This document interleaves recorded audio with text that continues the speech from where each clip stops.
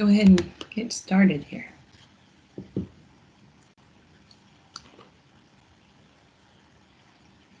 So on behalf of the Kansas City chapter of the SMRP, I am delighted to welcome you to our very first virtual Lunch and Learn. So if you like this sort of thing, make sure to let us know so we can do more of them. Or if you would like to do one, let us know that too. I'll show some ways to get a hold of our group at the end of today's presentation. So if you need any more information or want us to do something specific, let us know. Real quick, for those of you who don't know, my name is Vestanna McGuigan. Most folks call me V. I'm a reliability engineer for Mars Wrigley in Topeka. I'm a certified reliability leader, certified maintenance and reliability professional, and a level 3 infrared thermographer. I'm a very proud member of SMRP and WIRM, and I freely admit that I am addicted to the infrared spectrum. I even dream in infrared on occasion. I'm going to talk to you today about facility inspections with infrared thermography, at least as much as I can in the time that we have. So I realize you're sitting there, maybe you're enjoying your lunch, thinking, why the heck am I looking at a picture of a chicken? Well, because I wanted to start with a safety moment by sharing a story. So a few months ago, Garfunkel, that's my favorite chicken, she went missing. And I had been looking for her for several hours when my husband finally said, why aren't you using the FLIR? Duh. So it was around 9 p.m. and there I was roaming the yard in the darkness and the mist, frantically hunting for Garfunkel, focusing only on the viewfinder of the camera, when suddenly I caught my foot in a hole and fell right on my face in the mud. And I had violated the first law of thermography, which is look up. In my panic, I had forgotten to put safety first. So rule number 1 for any inspection is look up. If you're moving, don't be looking at the camera, especially if you're on a roof. Rule number 2, be sure you're using all of your senses to check your surroundings. Do that before every inspection and every time you enter a new space and periodically within an area. It sounds simple, but it saves lives. Use your eyes, look up, down, in front, around, and behind. Use your nose if you smell something burning. Maybe it's time to boogie out. Use your ears.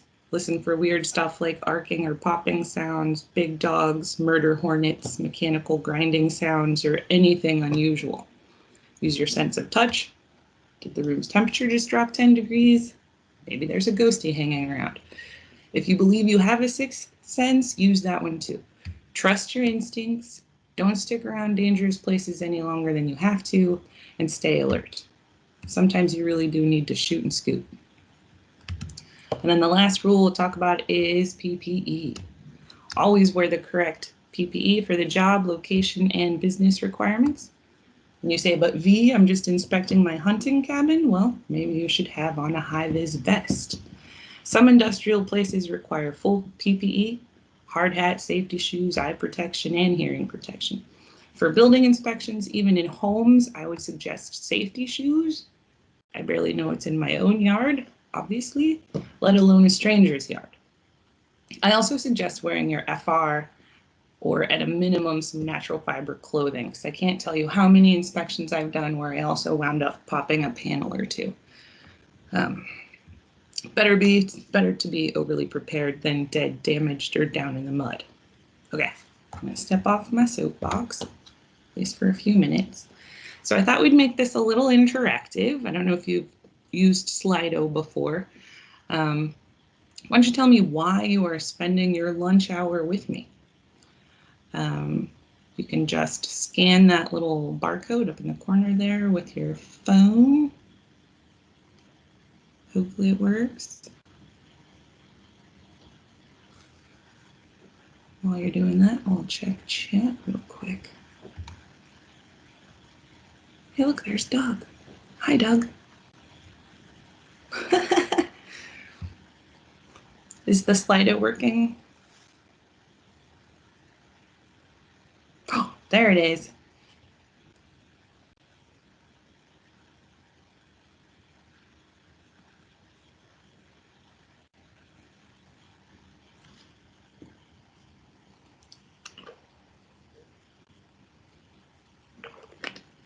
Which came first, the chicken or the egg?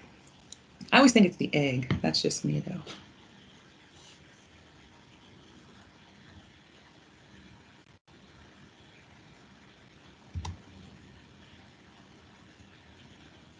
All right. Nobody is super interactive today. I'll give it a few more seconds. Ooh, nice. Other uses of my infrared camera besides just electrical and roofs. Does higher cost equipment make that big of a difference? You mean higher costs, like more expensive cameras? Ooh, depends on what you're doing.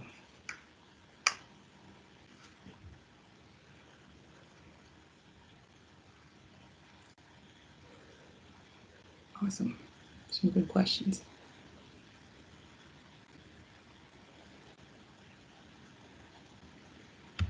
All right. So when I say facility, what do I mean exactly?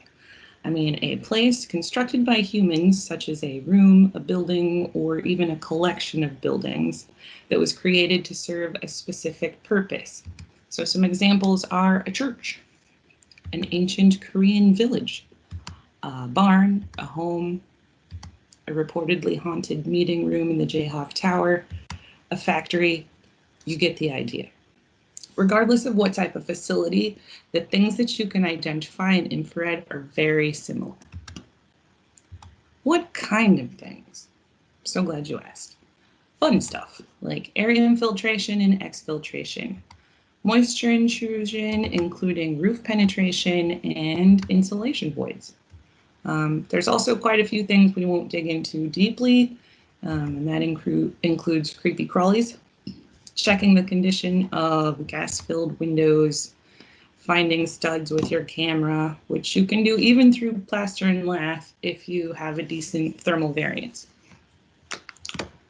So let's talk about the big one from a sustainability perspective, and that's air infiltration and exfiltration, otherwise known as air moving around to places we don't want it to go. Here we have an overhead door. So it's cold outside and warm inside, or warmer, and cold air is sneaking into the building. How is it able to violate the second law of thermodynamics? Because it's being sucked into the building because of pressure differential. So there are three factors responsible for pressure differences in buildings. And the first is a biggie here in the heartland, and that's wind, or you might hear it called natural ventilation. Winds can cause huge pressure differences. For example, a tornado can create enough difference to blast the roof off of a house. As the wind blows outside of a facility, it has to kind of move around the facility, and this creates pressure on one side and suction on the other. And if we can imagine that this is a wintertime image, we can see that the pressure can force the colder air into a warmer space and suck the hot air right out. Next, we have something called stack effect. When the air inside of a facility is warmer than the air outside of it, the pressure inside is lower than the pressure outside because warmer air has a lower density. And so that causes cold air to enter and warm air to escape, sometimes at a really high rate of speed. So if you've ever opened the door to a building, especially in wintertime, and it created sort of a wind vortex, that's stack effect. Wind and stack effect are both examples of what we call natural convection. The other side of natural convection is forced convection, and we get that from mechanical systems. These are made up of heating, cooling, and ventilation devices in a facility. Even something as seemingly innocuous as a vent above a stove in a kitchen can influence airflow in a building. There's an entire branch of study under fluid dynamics that digs into facility pressure differentials, and it is a very deep rabbit hole indeed. Accurately tracking airflow through facilities is very challenging because natural exterior conditions like weather and wind speed are rarely stable. And to complicate things further, the layout and the design of things like walls and windows and overhangs all play a role. So let's go back to our door. What we have here is a door that is not well sealed, which is resulting in higher heating or cooling costs. Because the energy exchange is a form of convection, the thermal pattern tends to have like this ephemeral, wispy appearance that radiates out from the point of entry. Every overhead door in this warehouse had a similar gradient around it, some worse than others. So as a result, they had substantial heating and cooling bills, and they were having a hard time keeping the warehouse area at a constant temperature. So corrective actions might include fixing or upgrading the seals, installing dock pillows, or depending on factors like severity, how often the doors are left open, and the budget. It might also mean the installation of air curtains, which act as sort of a pressure barrier. So in this case, the business trialed dock pillows and made improvements to the seals around the doors, and they have seen a 10% reduction in annual energy costs as a result. Most of that in the winter and summer months, but that's still a nice little wallet sustainability. So convective energy exchange is common around doors of all kinds.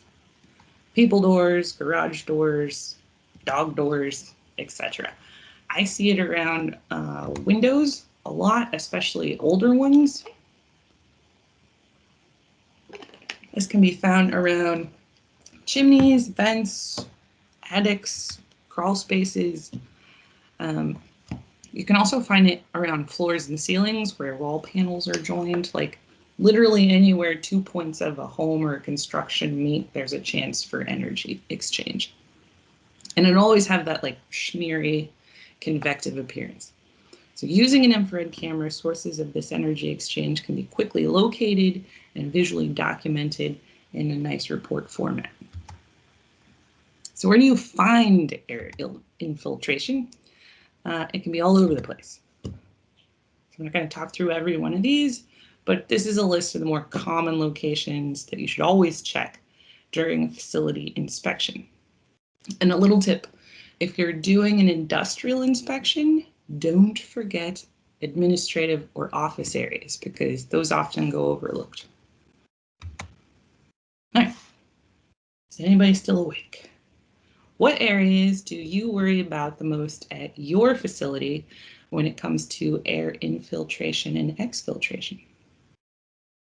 Let's do a little Slido, get some interaction going.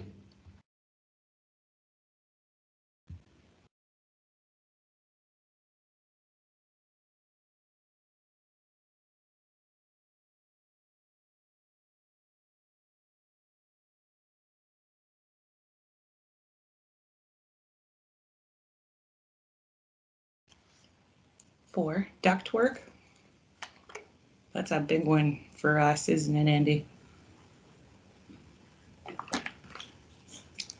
It'll be okay.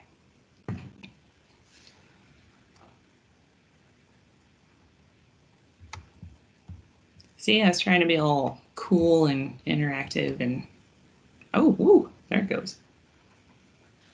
Ductwork for the wind. Yeah, so this is honestly not that surprising. Fun fact, quite a few of these are areas that you should also check for moisture ingress around your ductwork, around your doors, windows, because anywhere air can get in, moisture can get in too. So let's talk about moisture. We're able to see moisture in the infrared spectrum because of something called thermal capacity. Put in the simplest terms, thermal capacity is the amount of heat an object can hold. It's calculated by understanding the amount of heat required to raise the temperature of a specific quantity of a substance by 1 degree. Luckily for non-math brains like my own, to conduct a moisture inspection, you don't need to calculate it, you just need to understand it. Because water has a very high thermal capacity, and other substances like drywall, brick, wood, EPDM, air, etc., have lower thermal capacities, water changes temperature much more slowly than the other substances. So the best times to check for moisture are early in the morning or late in the evening. Why? Because overnight temperatures tend to be cooler. So if you head up to the roof just after sunup, moisture penetration will appear cooler than its surroundings. And if you head up there an hour or so after sundown, it will appear what? Warmer. For me, one of the most frustrating aspects of any inspection is finding something, reporting it, and have it go completely ignored. This is something I'm trying to learn how to get better at accepting. So these images were taken on a roof above an administration office about 6 months or so ago. And my recommendation was for the company to get their roofing contractor up there and make some repairs. And weirdly, excuse me, the individual who had requested the report told me my images had to be incorrect because that section of the roof was brand new. And he said he was going to get a second opinion. What's interesting about this story is that I have a friend who works at that location, and he told me the rest of the story. So no second opinion was ever requested or provided. And about 3 weeks ago, I don't remember the exact date, but we had this odd combo where it was raining on top of snow that was melting.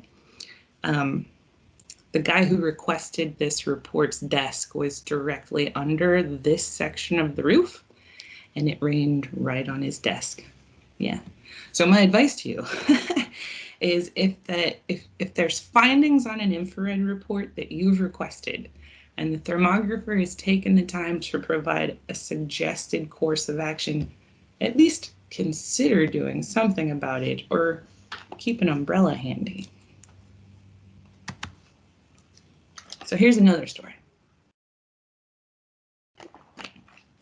Once upon a time, we hired a friend to come over and correct some plumbing issues in the bathroom on the second floor.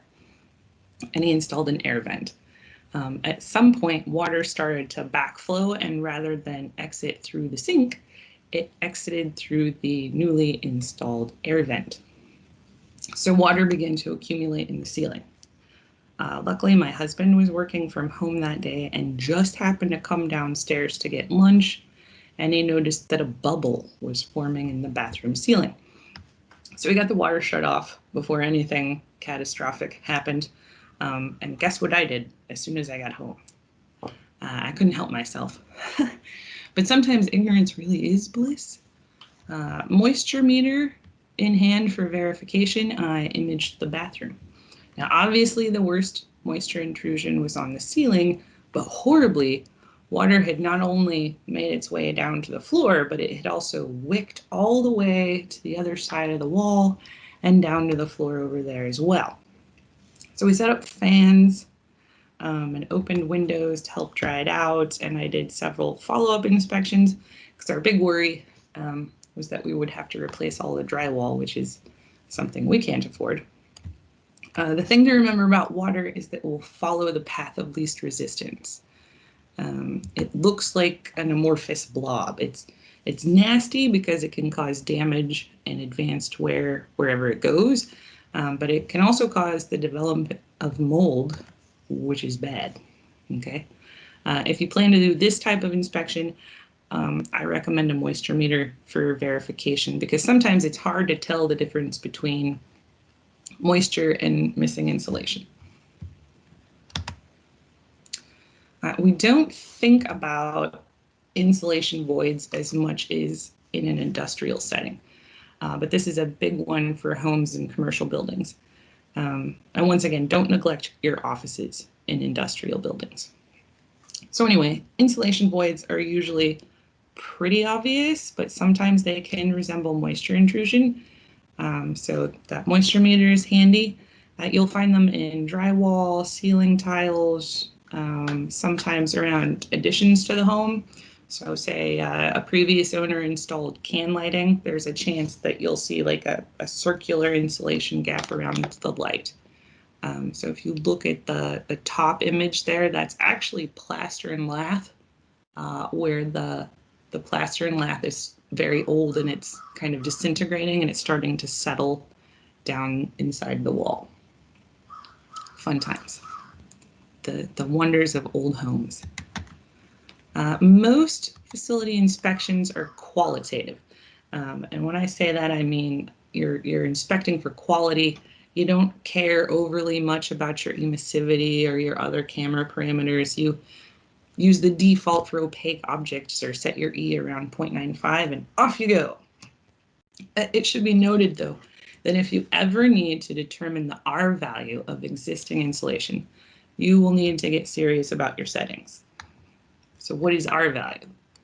It's the resistance of heat flow for a building element, or how well something is insulated. The higher the value, the better the insulation. To figure this out, you need relatively steady state temperatures outdoors. All the measurements need to be as accurate as possible. So you need to know the interior and exterior surface temperatures, which means you must have accurate emissivity and reflectivity parameters entered in the camera. Usually these types of inspections or measurements are conducted at several different times when the weather is being as stable as it can, which is hard in Kansas because wind is bad, as it is for most infrared inspections, not just facility. So all of those measurements are then averaged to get a final estimated R value. And that's about as far as I'm going to dig into this. But if you're super interested and wanting to learn more, one of my infrared heroes, Robert Madding, has an excellent paper on this topic available for free on ResearchGate. Good stuff. So infrared can find all sorts of other stuff during facility inspections, like creepy crawlies. And that means you can find wasps, bees, bugs, pack rats, raccoons, and squirrels. Yes, inside walls, and sometimes in chicken sheds. If they've been there long enough, in the case of animals, or if there are enough of them to create a heat pattern, you can see them right through the wall. You can use infrared to inspect gas-filled windows to verify that gas hasn't escaped. Argon will have kind of very distinct oval pattern, so infrared picks it up quite nicely. There's also something called thermal bridging, and that's where certain materials turn into temperature highways. The bridge is more conductive than surrounding objects, and so it acts as sort of a temperature conduit. This is a huge opportunity from an energy savings perspective, and there are some things you can do to reduce the impact.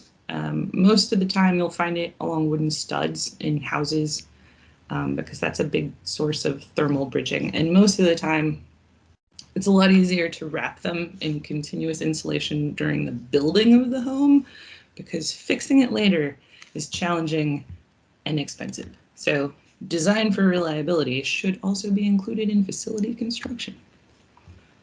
Speaking of studs, infrared makes a great stud finder, even through plaster and lath. If you're doing it through plaster and lath, you have to set your span a little more narrow, and you've got to have that thermal variance. You can also see framings, errors, screws, nails.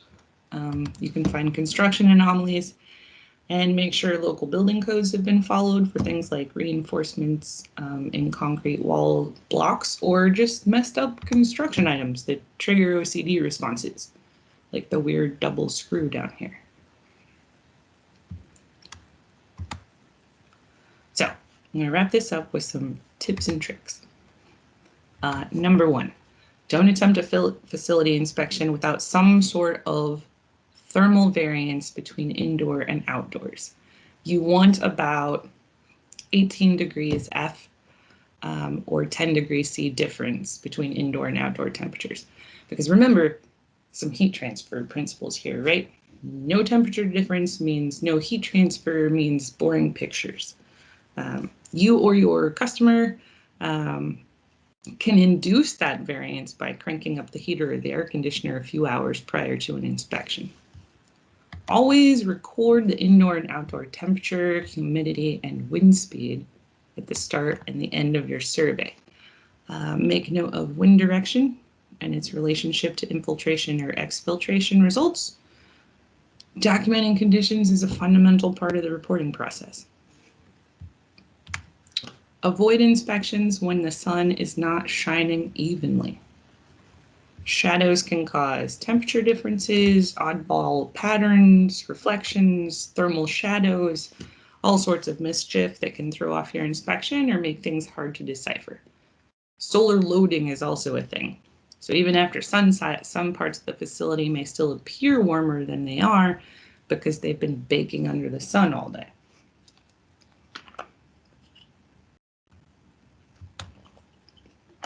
Avoid inspections when wind exceeds 10 miles per hour, which is tricky in Kansas.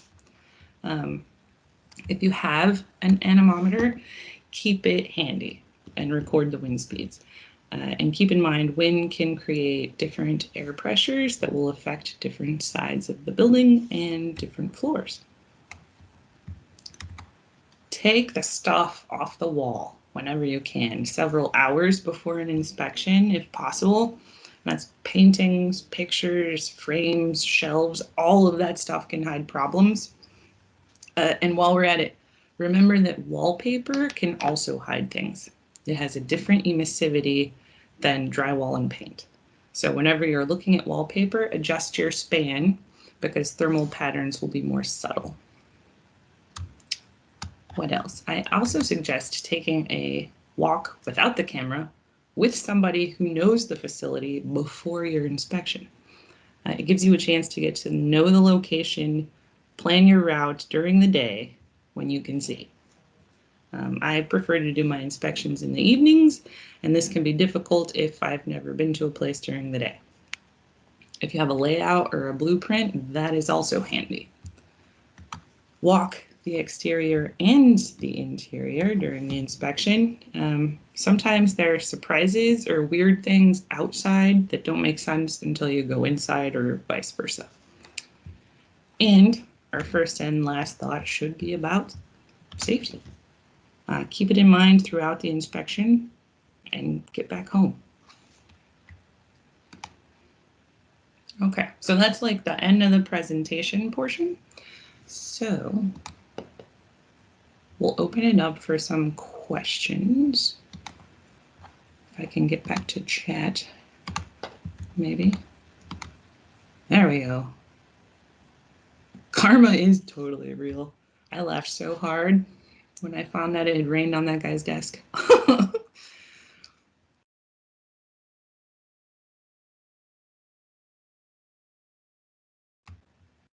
You are welcome, Doug. Any questions?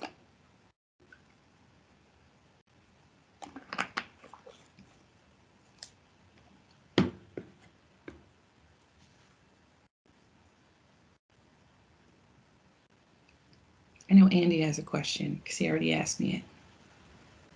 Do you ever use a blower door? I have not. I know you can do that. I know you can force the pressure differential in your building by using your blowers and air handlers, but I've never done that. Definitely be sharing a link to the presentation if I ever get my recordings caught up. Terms and definitions list. You mean like an infrared dictionary? Yes? I don't think I know of one. Robert Madding's got a book that's got a lot of them, but they're kind of embedded in the text. I don't know, Google? Maybe the glossary of the book that I'm writing? Let's see.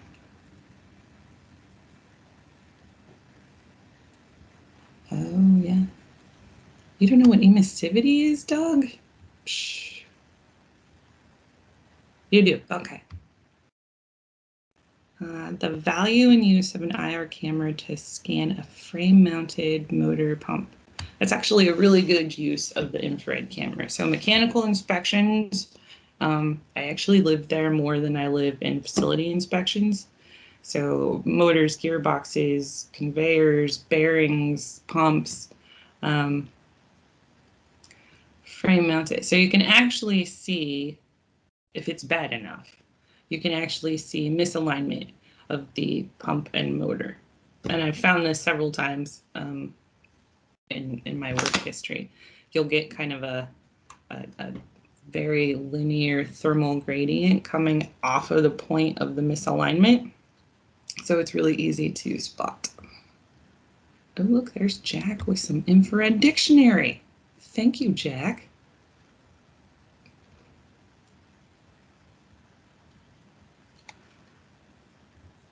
Follow-up video of my preferred FLIR device. Ooh. Right now, my preferred FLIR device is my E95 camera. It's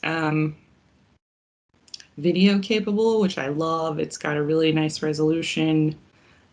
It's not enormous. It's easy to carry around, and it's kind of mid-price, so it's not stupid expensive and it's not stupid cheap. So it's somewhere in the middle. Oh, basics on how to use a camera. How much time do you have? Andy, we need to schedule a call. Absolutely use ultrasound before scanning electrical cabinets. Holy cow. True story. One of the first times I ever did an air audit, I was working in this tiny room. Nobody ever goes back there. And an electrician, there was also panels like back behind me on the wall, and this electrician came in and he was about to open it. And I was like, ooh, wait, let me listen to it first, because I just learned how to do that and I was all excited. So I went over and listened, and I was like, don't open the panel. Don't, because that's the one time in my life that I heard arcing. And when they shut it down and opened the panel, there was the little arc tree pattern on the door, and I sometimes wonder what would have happened if I had not just happened to be in the room doing an ultrasonic inspection.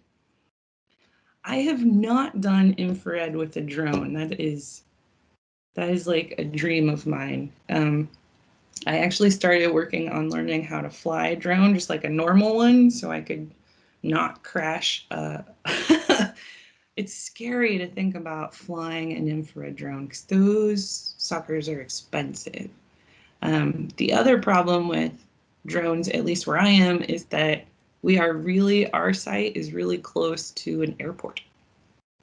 So in order to fly a drone at our site, we would have to get special permission and all sorts of stuff. So as much as I would like to, it's probably not going to happen where I am now.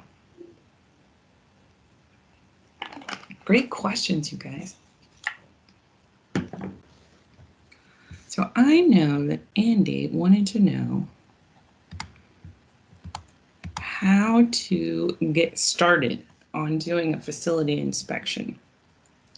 So if you want to do one at your own site, how do you start?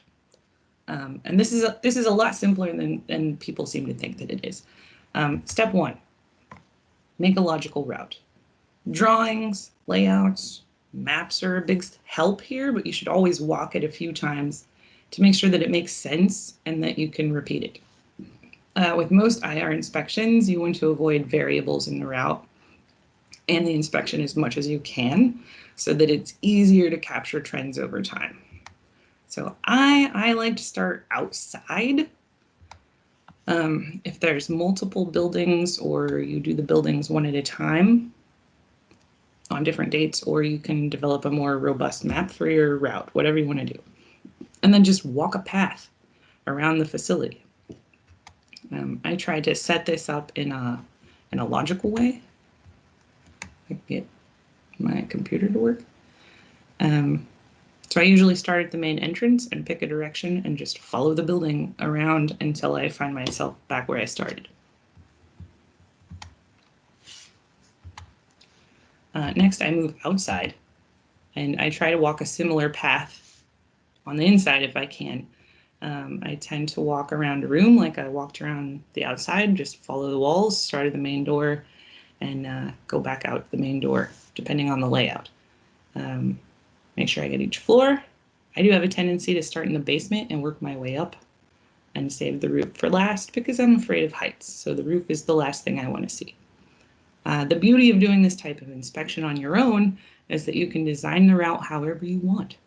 So if it makes more sense for you to do an inspection by following your process flow or to hit specific rooms, that's all up to you. Try to keep it simple and logical, a path that you might naturally walk even if you didn't have the camera. For roofs, a few safety reminders: keep a safe distance from the edge, and don't move while you're looking at the viewfinder of the camera. I like a grid pattern for roofs. The width I walk kind of varies by what sort of lens I'm using, but I tend to do about 10-foot swaths, so I can include any visual spectrum findings in my report as well. And again, make it your own. As long as you cover the whole surface of the roof, do what you feel. Map out a repeatable grid that makes sense for your facility. Once you have your roof inspected, consider doing internal and external inspections of AHU housing that you might have up there. Many a leak in my career has had its source from an air handling unit.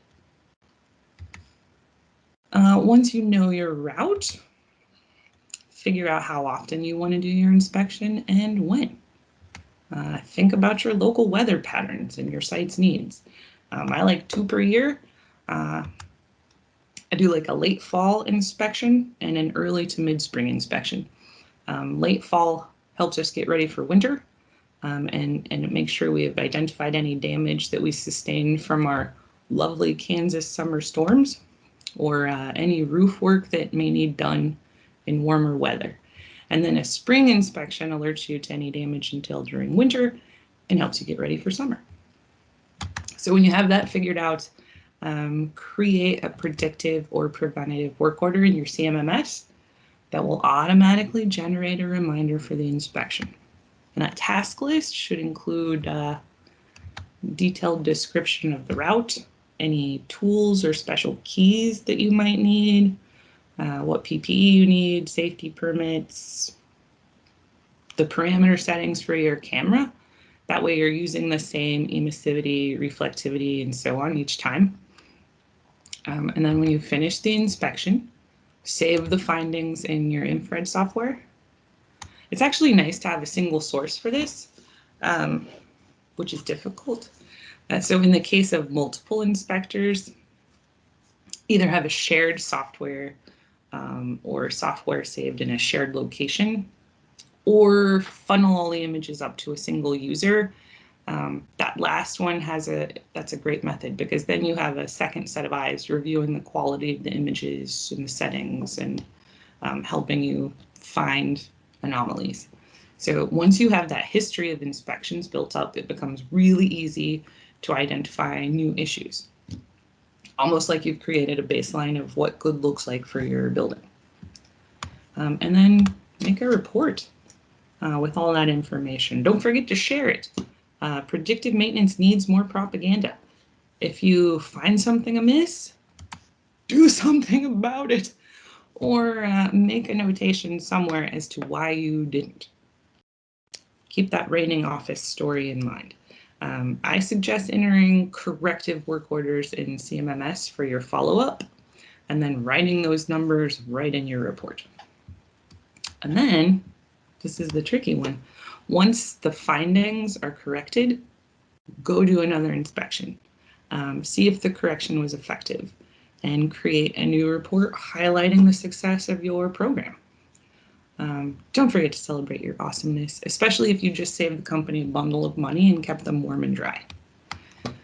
If you have some financial wizards at your site, try to get some before and after dollar amounts on heating and cooling or energy costs, and you'll be amazed, and so will they, which helps your cause for your next predictive adventure. We got 20 minutes left. Another question I'm asked sometimes is, what else can I do with infrared? Oh my goodness. So much. So electrical inspections is probably the most traditional. You can use infrared to inspect MCCs, transformers, bus bars, fuses, asset panels, power lines, all sorts of stuff.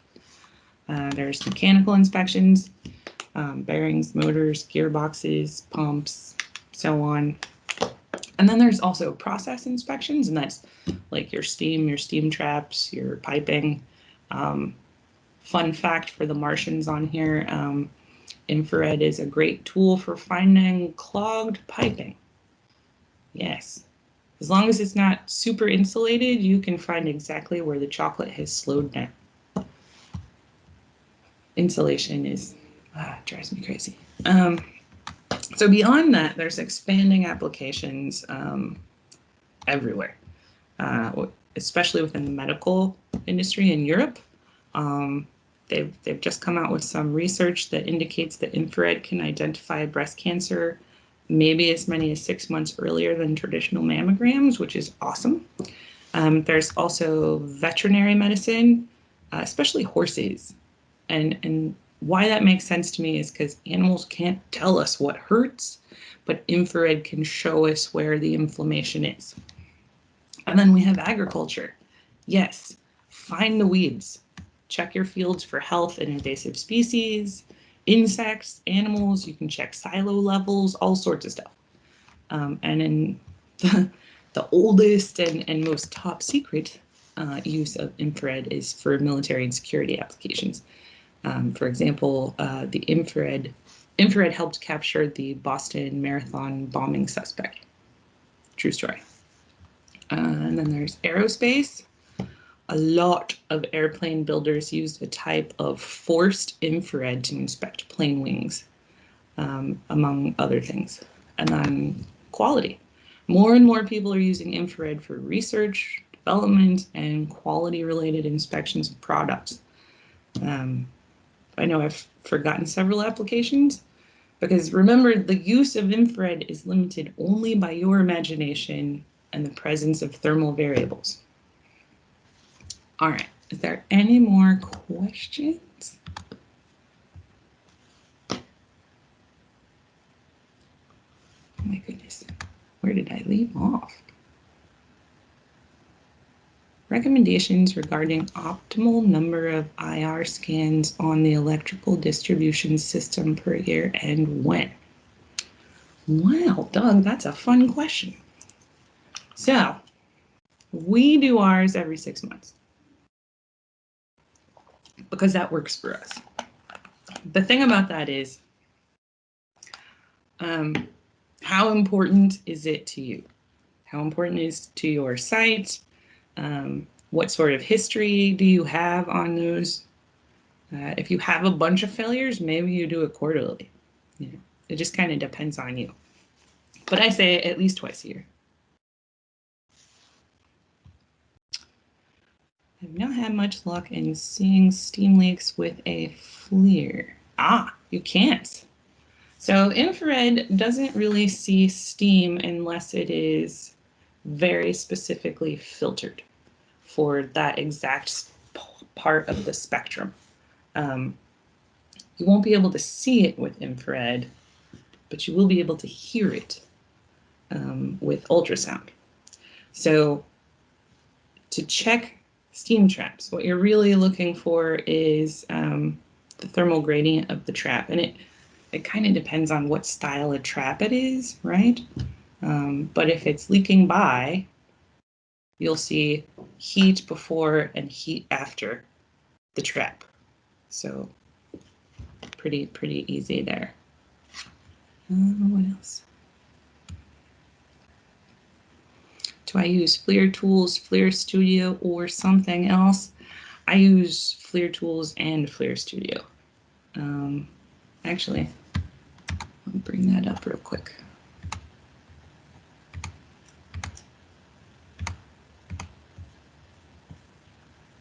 There we go. This is Thermal Studio, which I like a lot. So this is a video of me inspecting my very own house which I do a couple times a year. So I live in a house that was built in like 1904. So we've got lots of opportunities from an energy savings perspective. And what's nice about Thermal Studio, which yes, it does cost a little bit more, but I can adjust my span, I can adjust my level, I can hop in here and go into high sensitivity mode if I want to, which is the best way to find ghosts. It's just a fun software. Change my palette just like I could in Clear Tools. I can also add like shapes and shoutouts and emoticons and extra measurements, including magic wands, and which I just boop, that'll capture a whole little section. So I use kind of a combo. Just kind of depends on what I'm imaging. Air leaks, steam traps, boiler, refractory, and gaskets. Yep, all of those things can be checked with infrared. Very nice, Michael. There's even some infrared cameras that are filtered so they can see through fire, which is kind of exciting. So you can do refractory inspections during runtime, which is exciting. And I'm glad you could make it, Ron. Thank you. All right, 15 minutes left. So if there's not more questions, I will release you into the wild. Thanks, Michael. You are welcome, Doug.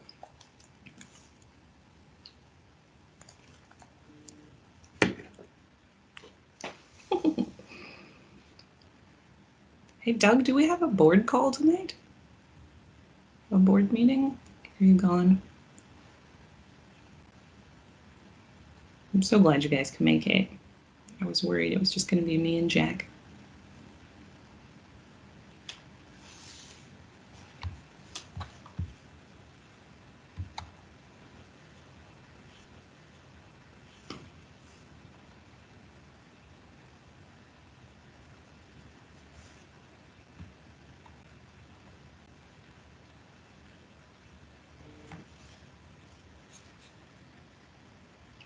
Ah, Mike.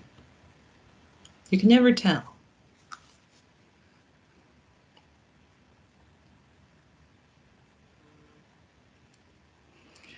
Well, if you guys think of anything else, email me or hit me up on LinkedIn. Infrared's my favorite subject, so I'm never upset to talk about it. Oh, I was going to show you how to get a hold of us. Huh. Silly. Oh, excellent. Screen 2. Almost forgot. Oh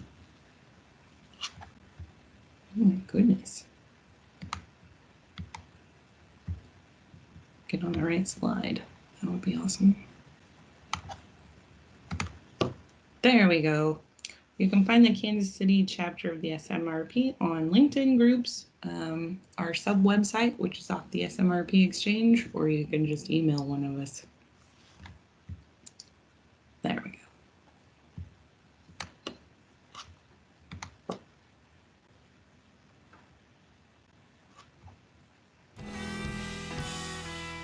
Awesome. Thank you again for joining me today, you guys. Really excellent questions.